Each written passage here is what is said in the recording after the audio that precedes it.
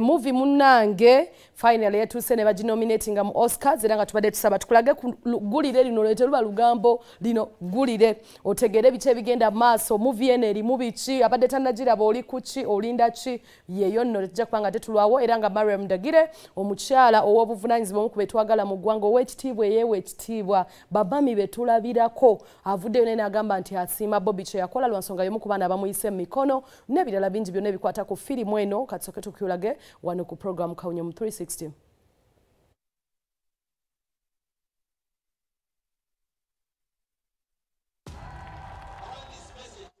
President Museveni, on behalf of the people of Uganda, I am challenging you to a free and fair election.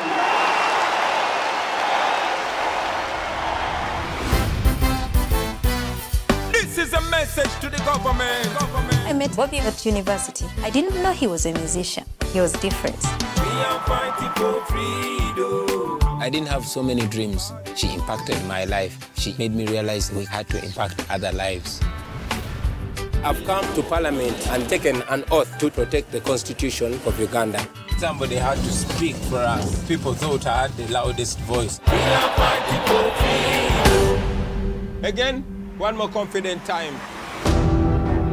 This year's presidential election could see 71-year-old President Museveni serve a 5th term in office. No leader has ever handed over power peacefully. This is a military regime dressed in a civil facade. We have the Honorable Bobi Wine with us. As a matter of fact, now I'm doing the rest.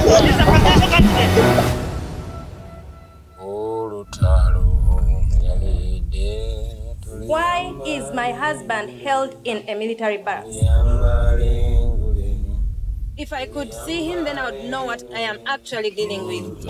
Ekisooka nze nsanyuka nti mutabani wange ye nalaba nga tanaba kufuuka nsonga mmwe gye mulaba tutumuse afuuse ensonga internationally kinkola bulungi nnyo ate era n'ennyongera okusanyuka nti omuntu ayise mu music dance and drama Makerere ku department eyo kubanga nange ndi alumni waayo afuuse ensonga mu field yaffe ate kubanga bwe baba batusomesa tusoma okubanga tu entertaining ensi n'okubanga tusomesa ensi okugiraga ebikyamu bigirimu tumiralinge. So what he has done ekyo kyakoze kiragira ddala nti kye yasoma yakitegeera kye yasoma tatuswazizza akitutte ku ddaala eriddako kye yasoma akyagala era akikozesezza nga bw'ateekeddwa okuba ng'akola. So entertaining ekyo kigambo ndowooza abasinga bakisinga kiwulirira ku ye edutainment. He educates as he entertains. Ebyo bye tusoma Makerere mu department yaffe eya performing arts. So kyansanyusizza nnyo nade sisobola n'akatono mu bitundu ebyo byonna emitendera egyo gyonna nga sisobola kubanga simuyozaayozeza. Era Bobi Wine, we are very very proud of you. Tuli basiimu nnyo okuba nti otuuse mu Oscars oba nkigeze ku kyolaba bwe babaddeyo naamu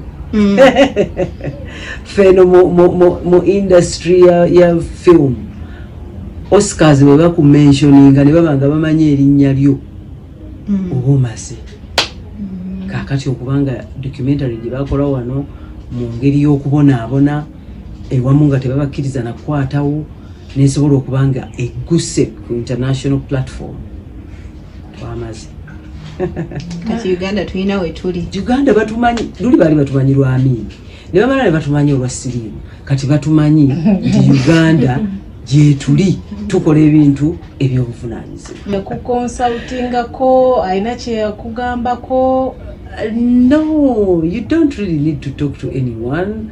Kati omuntu director waayo bamuyita Moses Bwayo ye yafuna ekirowoozo ng'alaba ebintu bigenda mu maaso tewali abidocumentinga kubanga babidocumentingako biri wabweru eno tebalaba biri mabega na biki ebibireeta. So ye getting interested n'amugamba nti njagala mbeere nga tukwatagana ekintu kino tukiteeke mu byafaayo tukyakayivinge. Tebaakola kyakutwala mu Oscars but bwe baakikola nekigenda nga kyeggulira enzigi. Bobi Wine tabeerangako nga si muntu wa nsonga. Buli wabadde ali ng'abeera impactingawo n'abalinaanyeewo. Nja kukuwa ekyokulabirako nti ayina ba artists nga okubanga yabalinaana kyabafuula ekyenjawulo. Sigamba nti nga yabatonda naye nga buli gwakola naye olaba nga asituka eddaala. So omuntu afaanana bw'atyo abeera wanjawulo. He has been important, he has been impacting on society. N'ennyimba ze zayimba tuyinza gamba nti Bobi Wine alina eddoboozi erisinga gonna, naye ennyimba zayimba azeegendereza n'abanga tayimba kutuusa mukolo. Ne bwe luba oluyimba lulinga olw'okusaaga nga specioza wankyawa olaba nga lulina amakulu ameekusifu ate g'osobola okutwala mu dimension ez'enjawulo.